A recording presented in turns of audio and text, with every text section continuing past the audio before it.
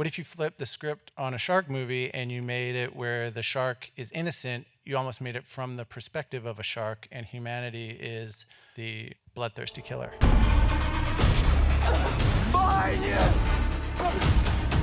I was reading about your journey from painter to screenwriter. Can you tell me something about your work as a painter that we could see influencing your work as a screenwriter? I didn't go to film school. I went to art school, and there's a lot of criticism. You do critiques, you put your work up there, and people just tear it apart. It makes you really open to criticism, open to redoing your work. So, when the notes came in as a screenwriter, I was like, okay, cool. Can you tell me what idea number one was, the thing that started this all, but then also if you had a break story moment, something that you came up with along the way that made you think to yourself, Dangerous Animals feels whole and ready to go now? There's this movie, Sharkwater. It's a Canadian documentary. It's about sort of sharks, their place in the ecosystem, and humanity's sort of effect on them, effect being a polite way of saying brutality. When you grow up thinking sharks are these like terrifying killing machines, and then you see that footage and you realize like, oh, it's actually the opposite way around. So there was this idea percolating that like, what if you flip the script on a shark movie and you made it where the shark is innocent? You almost made it from the perspective of a shark, and humanity is the bloodthirsty killer. Correct me if I'm wrong on this, but is this your first time number one on the call sheet of a feature film? Yeah, it is. That is a big deal that should be celebrated. Thank We you. can definitely Thank you. applaud for that. Killed it. Thanks. You're awesome. What was it about this material that made you say this is the perfect movie for me to make that leap with? And also just in general, like what did it mean to you to get that opportunity now? Look, they say it takes 10 years to be an overnight success in this town.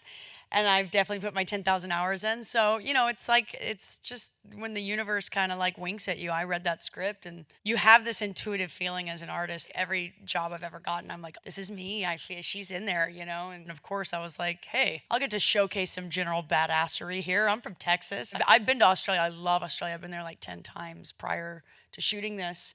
And I'm just kind of like kindred spirits. So I was like, getting to film on the Gold Coast, and I kind of had scoffed at the Australian winter, but she's real. I want to touch on Sean's work. Between The Loved Ones, Devil's Candy, and now this, I think it is just so abundantly clear that he is one of the most exciting leaders we have in the horror space, and also the consistency too. Like, he's 3 for 3, and that's pretty incredible.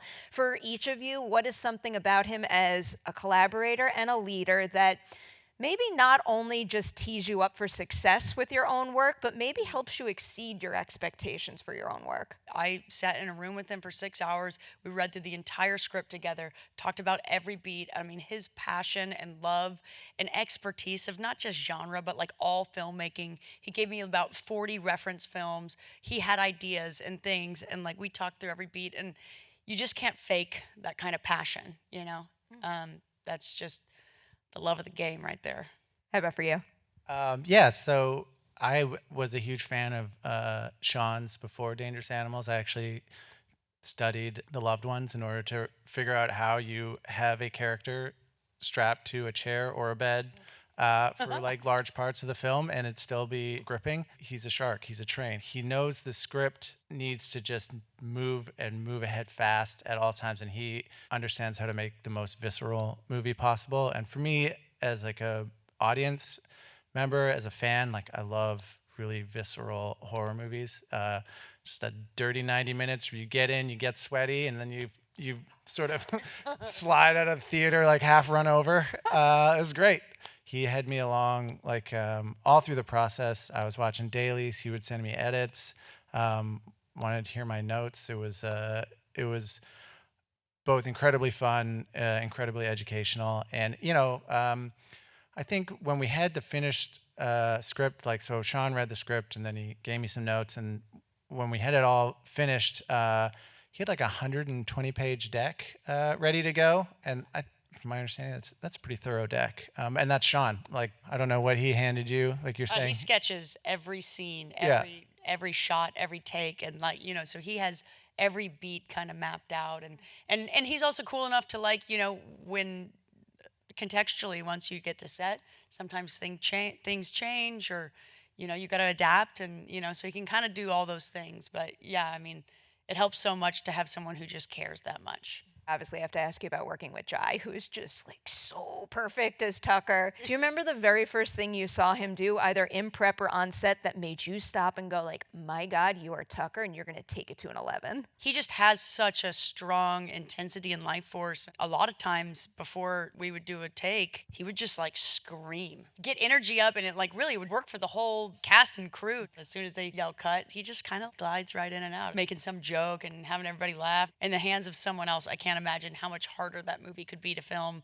than it already is, you know? Yeah. Can you tell us something in the finished film that is more powerful than you ever realized it was in your own writing because of what someone did with your idea? The scene where Ella gets hung. I mean, it's Hall of Fame horror kill, in my opinion. And there's a lot going on in it. Everything Tucker is talking about to everything Zephyr is seeing. We open with something with Tucker that we can get behind, that how beautiful the ocean is. And then he pushes it to something we can't get behind. You know it was done well because like the shame as a screenwriter, like seeing something like, oh shit, my parents are gonna see that. Like that's when you know you've done something really horrifying. From the writing process all the way maybe through to taking this to Cannes, can you each specify the single moment of this journey that brought you the most joy as an artist?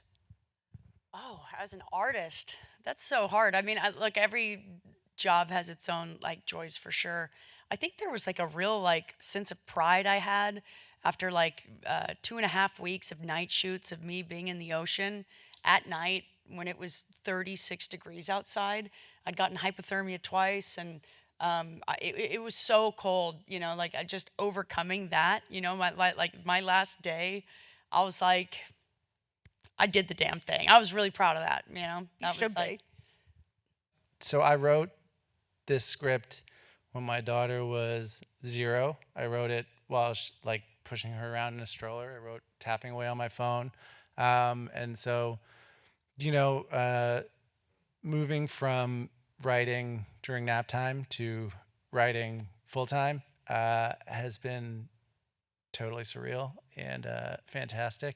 And then the con thing was nuts. That was pretty cool. Yeah. There were all these moments where you're like, I can't believe this is happening. I can't believe this is happening. And then that standing O was like really fun, but I was also so happy I wasn't Sean or you guys. I was like, they're clapping for them, but I just get to stand up. Great. Yeah. Yeah. You deserve all the good that's come your way thus far, and it's only going to continue. The journey is not over yet, so I'm going to say huge congratulations on Dangerous Animals, and thanks for talking through it with us today. Thank you guys so much. Thank you. Thanks to Means a everyone lot. for being here.